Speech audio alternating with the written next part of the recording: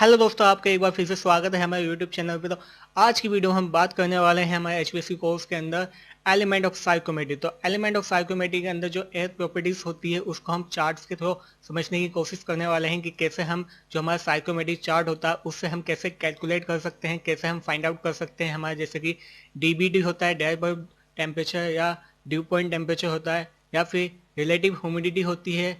ये सब हम कैसे हम कैलकुलेट कर सकते हैं बाई साइकोमेट्रिक चार्ट से। तो आज की वीडियो में हम इस पर डिस्कशन करने वाले हैं। तो चलिए बिना देरी करते हुए वीडियो को स्टार्ट करते हैं। तो चलिए समझते हैं सबसे पहले हम जो साइकोमेट्री होती है वो क्या होती है। तो देखो, मैंने यहाँ पे आपको दिखाया है कि साइकोमेट्री क्या होती है। To know how air behave when it is subjected to cool, heating, humidifying, dehumidifying process, यानी कि हमारी हवा जो है या एयर वो कैसे बिहेव करती है जब हम उसको कूलिंग, हीटिंग, ह्यूमिडिफाइंग या डीह्यूमिडिफाइंग करते हैं। जब हम हीटिंग, ह्यूमिडिफाइंग या डीह्यूमिडिफाइंग करते हैं तो एयर की प्रॉपर्टीज में कुछ चेंजेस आते हैं।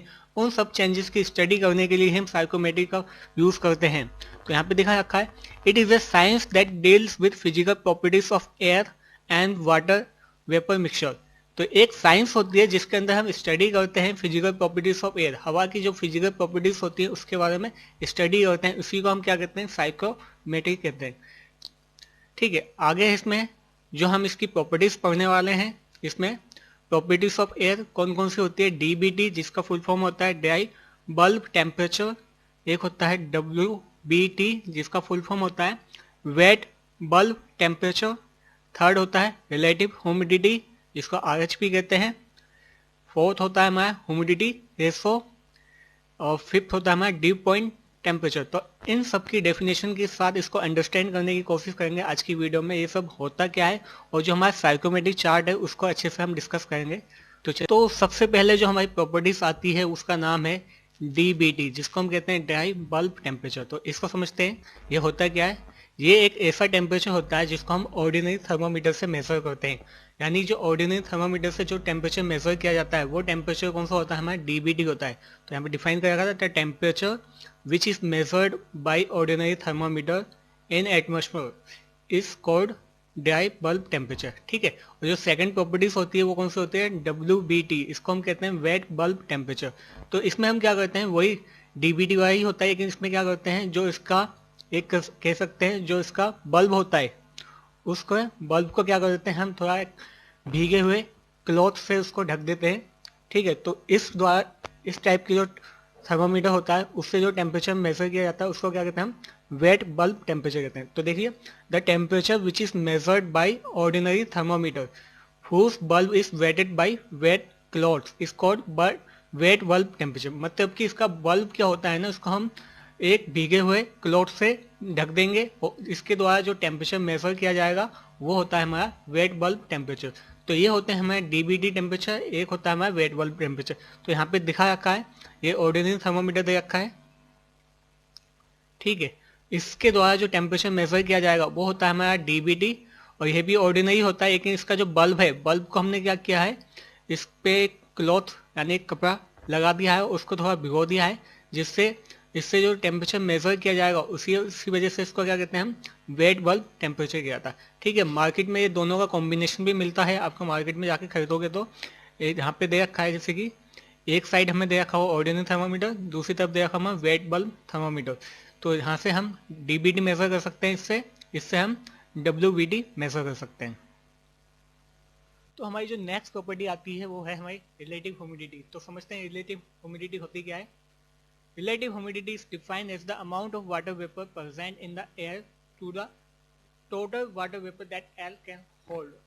इसका मतलब यह है कि जो हमारी हवा है, हवा के अंदर जितना amount of water vapour present है, ठीक है, और जितना वो होल्ड कर सकती है मैक्सिमम, उन दोनों का जो रेशो निकलता है उसको कहते हैं रिलेटिव ह्यूमिडिटी। आप एक तरीके से कह सकते हैं जितना परसेंटेज उसके अंदर अमाउंट ऑफ वाटर वेपर होगा हमारी हवा के अंदर, ठीक है, उसको हम कहते हैं रिलेटिव ह्यूमिडिटी। जो रिलेटिव ह्यूमिडिटी होती है उसको एक्सप्रेस हम करते हैं परसेंटेज में। अगर इसमें ध्यान रखना है, अगर हमारा डीबीटी और डब्ल्यूबीटी अगर दोनों इक्वल होता है, सेम होता है, तो रिलेटिव ह्यूमिडिटी उस केस में कितना होता है, 100% होता है। यहाँ पे मैंने फॉर्मूला दिखा रखा है आपको कि the amount of water vapour, यानी जितना amount of water vapour present है हवा के अंदर, ठीक है, उसको ऊपर पुट करना और कितना वो होल्ड कर सकती है मैक्सिमम उतना नीचे पुट करना है, उसको मल्टीप्लाई 100 से करना है क्योंकि परसेंटेज में निकालना है। तो ये जो कैलकुलेशन करके निकल के आएगी, यानी कि सपोज स्क्वायर 25% आ गया, ठीक है, इसका मतलब क्या है, रिलेटिव ह्यूमिडिटी हमारी 25%, यानी उस हवा के अंदर सिर्फ जो वाटर वेपर है कितना है, 25% ही है, ठीक है। ह्यूमिडिटी को हम मेजर कर सकते हैं सीलिंग साइकोमीटर से, ठीक है। वैसे तो काफी सारे इंस्ट्रूमेंट आते हैं लेकिन मोस्टली हम यूज करते हैं सीलिंग साइकोमीटर। तो सीलिंग साइकोमीटर वही होता है उसके अंदर जिसके अंदर कॉम्बिनेशन होता है wet and dry bulb temperature, यानी दोनों का जो कॉम्बिनेशन होता है उसको हम कहते हैं सीलिंग साइकोमीटर, ठीक है। दोनों टाइप के थर्मोमीटर एक ही उसमें इंस्ट्रूमेंट में लगे होते हैं। आगे चलते हैं वीडियो में, तो ये समझ में आ गया होगा आपको रिलेटिव ह्यूमिडिटी होता क्या है। तो यहाँ पे मैं आपको दिखा देता हूँ। रिलेटिव ह्यूमिडिटी जो होती है ना, वो इनवर्सली प्रोपोर्शनल होती है हमेशा टेम्परेचर के, इतना ध्यान रखना, ठीक है। अगर रिलेटिव ह्यूमिडिटी ज्यादा होगी तो इस केस में क्या होगा, टेम्परेचर हमारा कम होगा। जैसे जैसे टेम्परेचर ज्यादा होते जाएगा तो रिलेटिव ह्यूमिडिटी भी क्या होती है, कम होती जाती है ना। जैसे जैसे रिलेटिव ह्यूमिडिटी ज्यादा होगी तो टेम्परेचर क्या होगा, कम होता जाएगा, ठीक है। तो यहाँ पे जैसे मैंने दिखा रखा है आपको, सपोज को हमारा रिलेटिव ह्यूमिडिटी 100% है 10 डिग्री सेल्सियस पे, 100%, यानी इससे ज्यादा अमाउंट ऑफ वाटर वेपर इसके अंदर होल्ड हो ही नहीं सकता, आ ही नहीं सकता। और टेम्परेचर इतना है 10 डिग्री सेल्सियस पे। अगर हम टेम्परेचर इंक्रीज करते हैं, टेम्परेचर इंक्रीज किया कितना, 20 डिग्री सेल्सियस कर दिया, तो क्या होता है, जो रिलेटिव ह्यूमिडिटी होगी क्या होगी, वो कम हो जाएगी, ठीक है। फिर हम टेम्परेचर इंक्रीज कर देते हैं, कितना कर दिया, 30 डिग्री सेल्सियस कर दिया, तो रिलेटिव ह्यूमिडिटी क्या होगी, और भी ज्यादा कम हो जाएगी 28%। तो इससे हम एक कंक्लूजन निकाल सकते हैं कि रिलेटिव ह्यूमिडिटी इनवर्सली प्रोपोर्शनल होती है किसके, टेम्परेचर। तो जो हमारी नेक्स्ट प्रॉपर्टी आती है वो है हमारी ह्यूमिडिटी एसओ। तो ह्यूमिडिटी एसओ क्या होती है, जैसे हमने पढ़ा था रिलेटिव ह्यूमिडिटी होती है, वही सेम उसमें होता है, लेकिन इसको हम वेटेज में कैलकुलेट करते हैं। तो wait of water vapour present in the air, यानी जितना वाटर वेपर का वेट है और जितना टोटल वेट है, ठीक है, उससे डिवाइड कर दो तो हमारा क्या निकलता, ह्यूमिडिटी एसओ निकलता है। इसको एक्सप्रेस करते हैं हम ग्रेन्स पर पाउंड्स पे। इसकी डेफिनेशन समझते हैं। Humidity ratio is defined as the ratio of weight of the water vapour present, यानी जितना weight of water vapour present है हवा के अंदर, अपॉन में क्या रखना हमें, total weight water vapour and air mixture, यानी उस हवा के अंदर जो वाटर वेपर है और जो एयर है, यानी उसका जो टोटल वेट है उसको नीचे पुट करना है, ठीक है। तो उसके कैलकुलेशन से हम क्या निकाल सकते हैं, ह्यूमिडिटी ऐसे निकाल सकते हैं। और नेक्स्ट प्रॉपर्टी हमें दे रखा है ड्यू पॉइंट टेम्परेचर।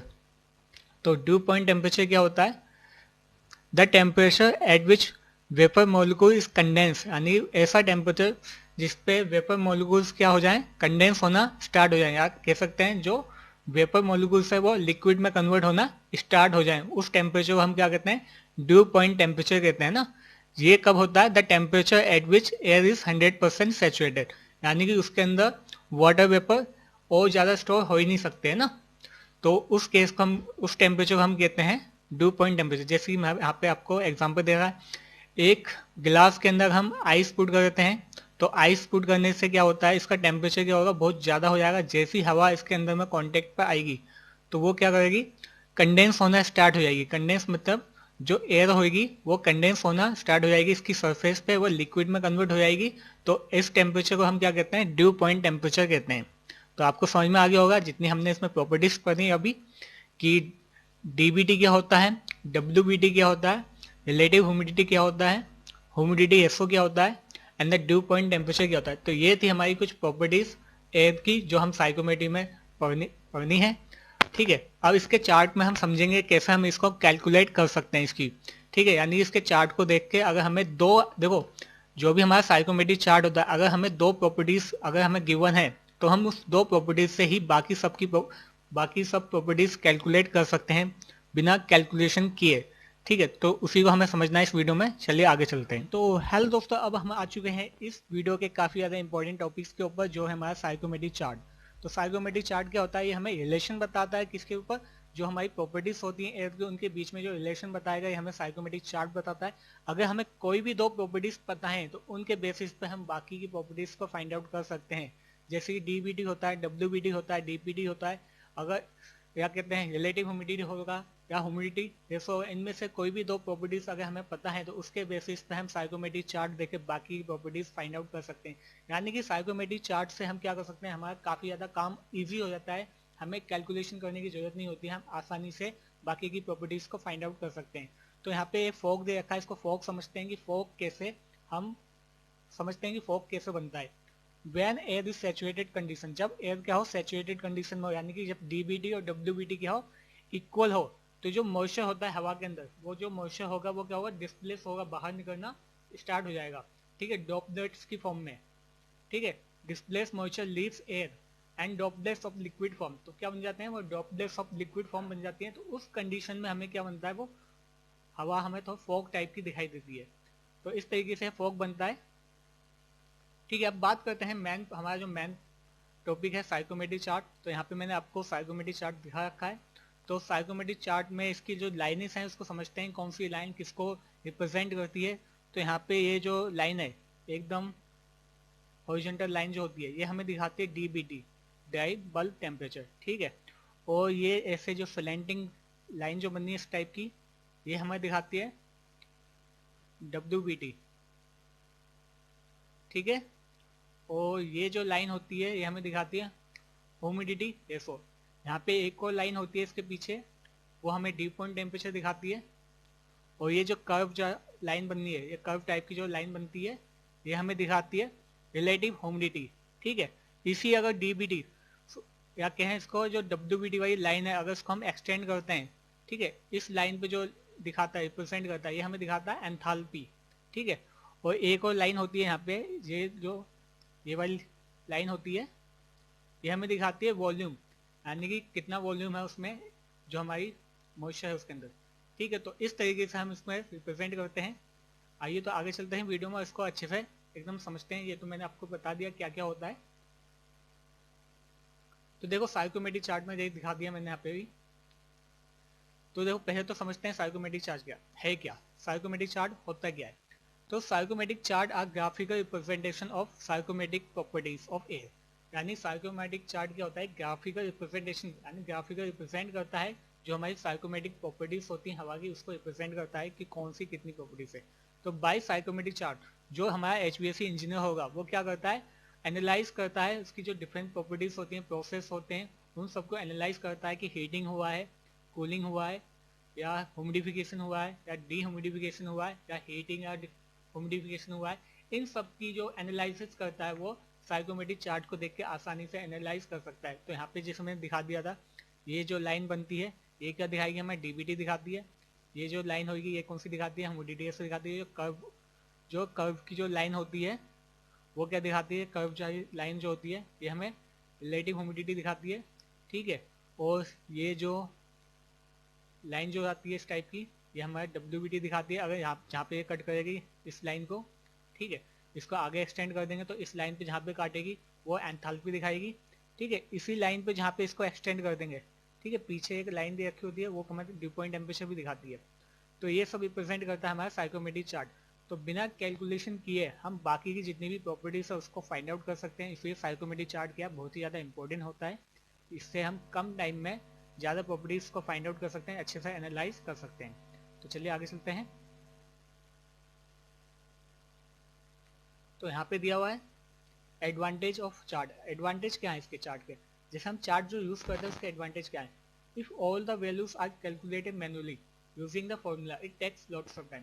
यानी कि अगर हम जितनी हमारी फिजिकल प्रॉपर्टीज हैं अगर हम उसको मैनुअली कैलकुलेट करेंगे तो इसकी वजह से क्या होता है, बहुत ही ज़्यादा टाइम लगता है उसको कैलकुलेट करने के लिए।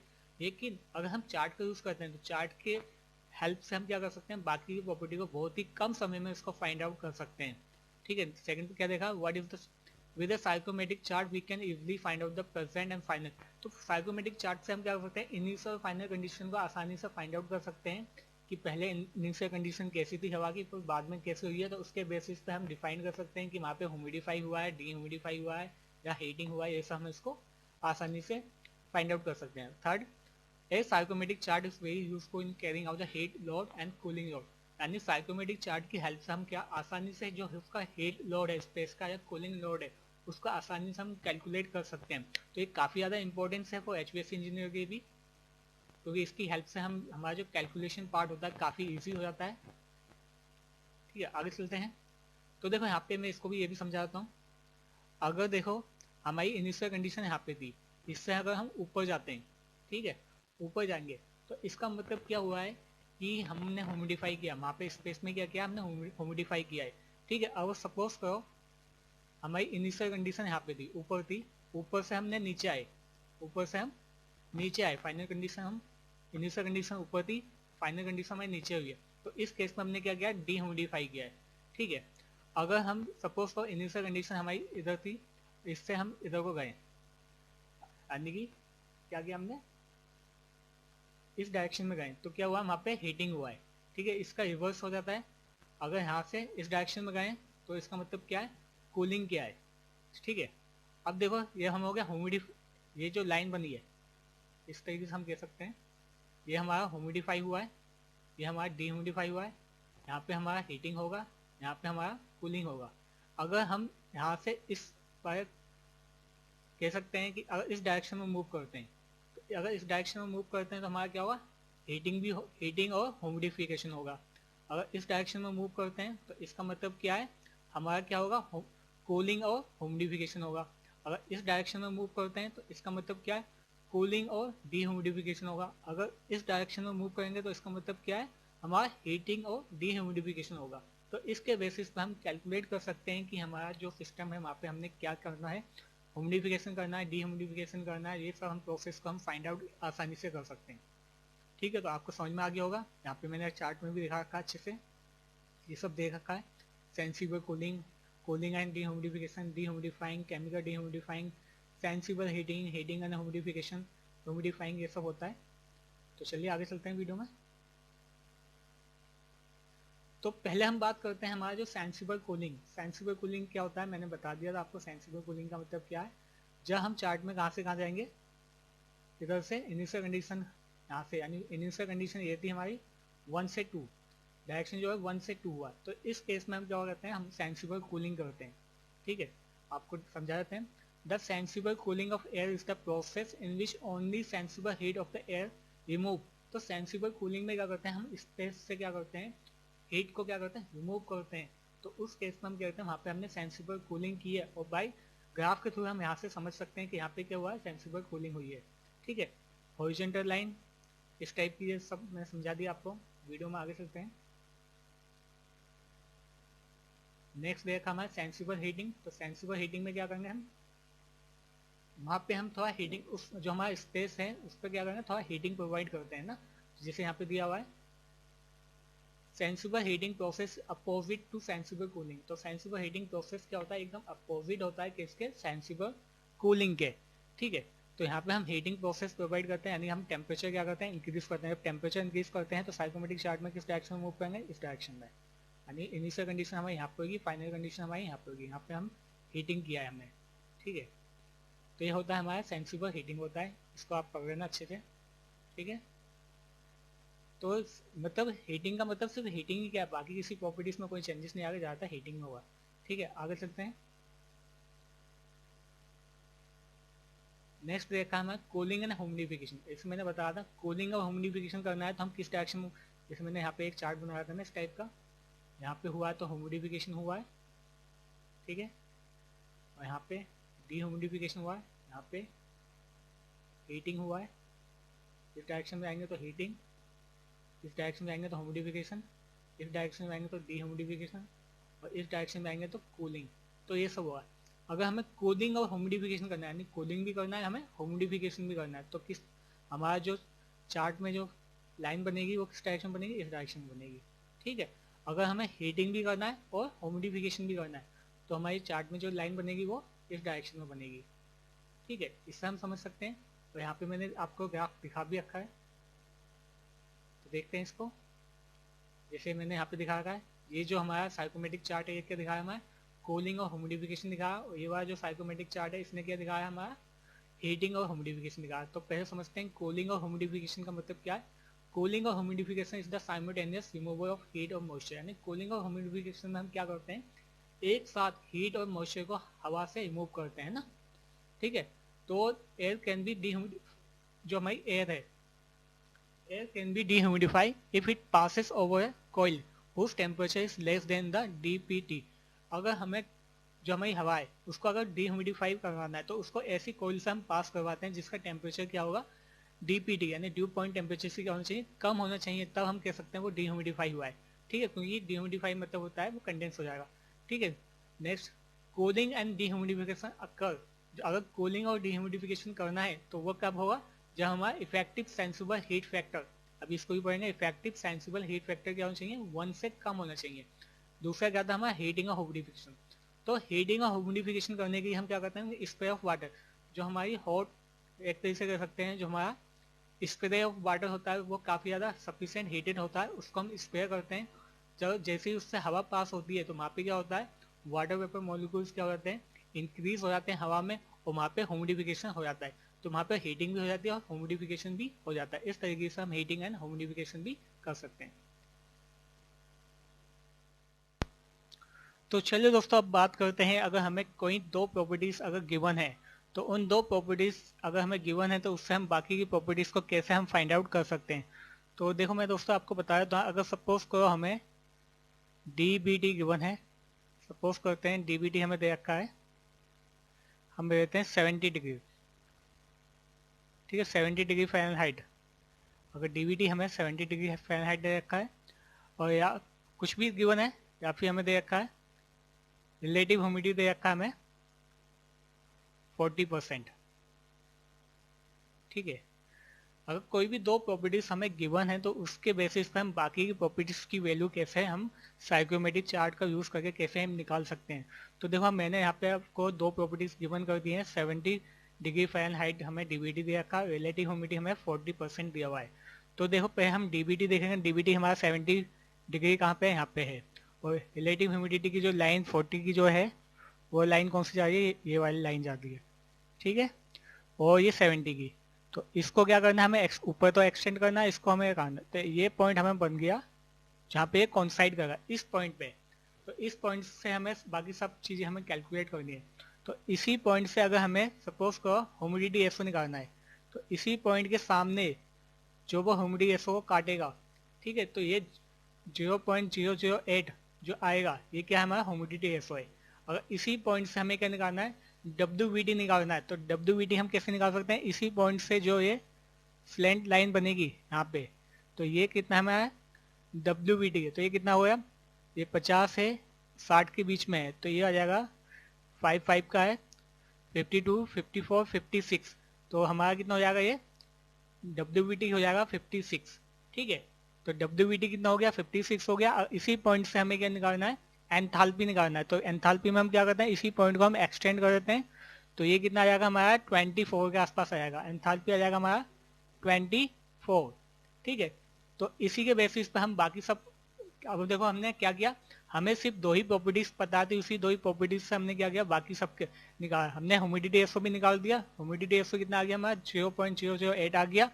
ठीक है, और WVT कितना आ गया हमारा 56 आ गया, एंथैल्पी कितना आ गया 24 आ गया।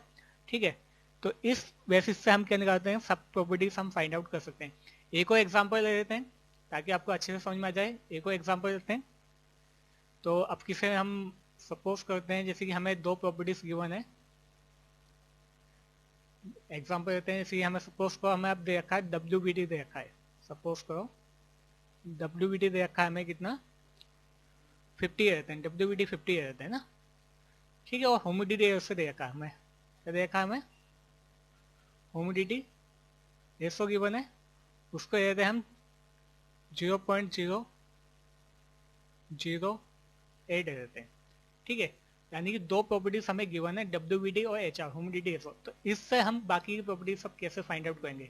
तो देखो हमने WVT की लाइन कौन सी होती है, इस लाइन पे जो ये हमारी देखिए 50 है, यानी ये वाली लाइन जो जा रही है ये किसकी जा रही है, हमें WVT की जा रही है, और ह्यूमिडिटी रेशो कितना है 0.8। तो 0.8 कहाँ पे है, यहाँ पे ह्यूमिडिटी रेशो कितना है 0.8, 0.008 जो है यहाँ पे। तो इस लाइन को हम एक्सटेंड करेंगे आगे तक। ठीक है, एकदम एक्सटेंड करना है इसको आगे तक। तो लगभग यहाँ पे इस पॉइंट को इसने काटा। ठीक है, इसी पॉइंट पे इसने इसको काटा है, तो इसी पॉइंट पे हम कह सकते हैं इसका जो DBT होगा, DBT कितना होगा 50 होगा, इसी पॉइंट से हम निकालेंगे इसका एंथैल्पी निकालेंगे। एंथैल्पी कितना होगा 21 हो जाएगा। एंथैल्पी कितना हो जाएगा इसका 21 हो जाएगा।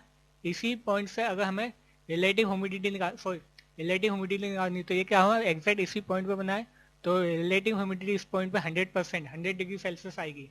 कितना आएगी 100, क्योंकि यही लाइन बननी है तो ये वाली जो लाइन होगी क्योंकि 20 40 60 80 तो ये पूरा 100 तक पहुंच जाएगी। तो इसी दो पॉइंट से हमने बाकी सब प्रॉपर्टीज निकाली। तो इसी तरीके से अगर हमें कोई भी दो प्रॉपर्टीज गिवन है उन दो प्रॉपर्टीज को देख के बाकी की प्रॉपर्टीज हम साइकोमेट्रिक चार्ट से आसानी से निकाल सकते हैं। ठीक है दोस्तों, आपको समझ में आ गया होगा कि अगर दो प्रॉपर्टीज हमें गिवन है तो उस दो प्रॉपर्टीज के हिसाब से हम बाकी की प्रॉपर्टी कैसे निकाल सकते हैं। तो अब हम बात करते हैं कूलिंग एंड डिह्यूमिडिफिकेशन प्रोसेस या हीटिंग एंड डिह्यूमिडिफिकेशन प्रोसेस। इन दोनों के बीच में समझते हैं इसका मतलब होता है क्या। तो कूलिंग और डिह्यूमिडिफिकेशन प्रोसेस क्या होता है, एक साइमल्टेनियस प्रोसेस होता है जिसके अंदर हम क्या करते हैं हीटिंग और मॉइस्चर को रिमूव करते हैं हवा से। और जो हीटिंग और डिह्यूमिडिफिकेशन का प्रोसेस क्या होता है उसमें क्या करते हैं हम टेम्परेचर इंक्रीज करते हैं और मॉइस्चर को रिड्यूस करते हैं। तो साइकोमेट्रिक चार्ट पे अगर हम दोनों को प्रोसेस दिखाना है कूलिंग और डिह्यूमिडिफिकेशन तो हमारा जो initial condition to final condition किस डायरेक्शन में मूव करेगी, इस डायरेक्शन में। इस डायरेक्शन का मतलब क्या है कि हमारा कूलिंग भी हुआ है और डिह्यूमिडिफिकेशन भी हुआ है। ठीक है, अगर हमें हीटिंग और डिह्यूमिडिफिकेशन दोनों प्रोसेस दिखाने हैं तो हमारा जो ग्राफ या चार्ट पे जो लाइन बनेगी वो बनेगी इस डायरेक्शन में। ठीक है, तो यहाँ पे क्या दिखाया है इसने हीटिंग भी दिखाया है डिह्यूमिडिफिकेशन। इस लाइन पे इधर को जाते हैं तो इधर को जाने पे क्या होता है हीटिंग होता है। इस डायरेक्शन में जाते हैं तो क्या होता है कूलिंग होता है। ऊपर की डायरेक्शन में जाएंगे तो ह्यूमिडिफिकेशन होता है। नीचे की लाइन में जाएंगे तो डिह्यूमिडिफिकेशन होगा। इस लाइन में जाएंगे तो क्या होगा ह्यूमिडिफिकेशन और हीटिंग होगा। और इस डायरेक्शन में जाएंगे तो क्या होगा ह्यूमिडिफिकेशन और कूलिंग होगा। और इस डायरेक्शन में जाते हैं तो क्या होता है कूलिंग एंड डिह्यूमिडिफिकेशन होगा। और इस डायरेक्शन में जाएंगे तो क्या होगा हमारा हीटिंग एंड डिह्यूमिडिफिकेशन होगा। तो इस तरीके से हम साइकोमेट्रिक चार्ट पर डिफरेंट डिफरेंट प्रोसेस को रिप्रेजेंट आसानी से कर सकते हैं और उसको एनालाइज कर सकते हैं। ठीक है, तो जैसे कि पीछे स्लाइड पे क्या आता है इफेक्टिव सेंसिबल हीट फैक्टर आया था तो उसको समझते हैं वो होता क्या है। इफेक्टिव सेंसिबल हीट फैक्टर क्या होता है, तो इफेक्टिव सेंसिबल हीट फैक्टर क्या करता है the ratio of effective room sensible, यानी कि रूम का जितना भी सेंसिबल हीट है उसको अगर हम डिवाइड करते हैं किससे, टोटल रूम की जितनी टोटल हीट है उससे डिवाइड कर देंगे इफेक्टिव टोटल हीट से, तो हमारा जो निकलता है वो क्या निकलता है इफेक्टिव सेंसिबल हीट फैक्टर निकलता है। ठीक है, तो इतना भी ध्यान रखना है जो टोटल हीट हमें निकालनी है किसी भी रूम की अगर हमें टोटल हीट निकालनी है तो उस वो क्या होता है वो सम होता है किसका, उस रूम की जितनी सेंसिबल हीट है और उस रूम की जितनी भी लेटेंट हीट है उन दोनों का अगर हम सम कर देंगे तो उससे हम कैलकुलेट कर सकते हैं कि उस स्पेस की टोटल हीट कितनी है। ठीक है, तो यहाँ से हम सेंसिबल हीट रेशो भी निकाल सकते हैं। कैसे निकाल सकते हैं, सेंसिबल हीट क्लियरेंस अपॉन में sensible heat clearance plus latent heat, इस फॉर्मूले से निकाल सकते हैं। तो आज की वीडियो में इतना ही है। तो आज की वीडियो में हमने क्या सीखा कि हमारी जो साइकोमेट्रिक चार्ट होता है वो क्या होता है, उसका कैसे हम एनालाइज कर सकते हैं, कैसे हम उसका यूज़ कर सकते हैं। साइकोमेट्रिक चार्ट के द्वारा हम कैसे बाकी की प्रॉपर्टीज़ को फाइंड आउट कर सकते हैं बिना कैलकुलेशन किए, और कैसे हम एनालाइज कर सकते हैं उसको देख के कि हमारा जो स्पेस है वहाँ पे हीटिंग हुआ है, कूलिंग हुआ है, ह्यूमिडिफिकेशन हुआ है, डीह्यूमिडिफिकेशन हुआ है। ये सबको हम आसानी से अंडरस्टैंड कर सकते हैं, समझ सकते हैं, एनालाइज कर सकते हैं बहुत ही आसान वे से। इसलिए साइकोमेट्रिक चार्ट क्या होता है काफ़ी ज़्यादा इंपॉर्टेंट होता है फॉर एचवीएसी इंजीनियर के। तो आज की वीडियो में बस इतना ही है। अगर आपको हमारी वीडियो पसंद आई है तो प्लीज़ वीडियो को लाइक एंड शेयर कीजिए और हमारे चैनल को सब्सक्राइब भी कीजिए। Thank you.